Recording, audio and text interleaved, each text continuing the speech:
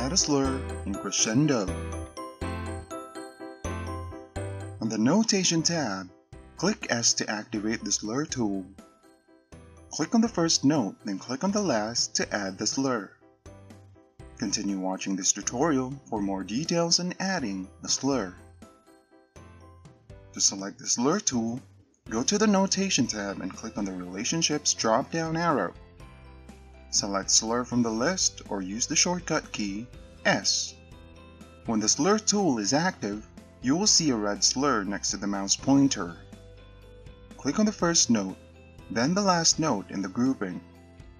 The slur tool can be deselected by choosing another tool or pressing Escape. You can remove a slur from the score by selecting it and then pressing Delete.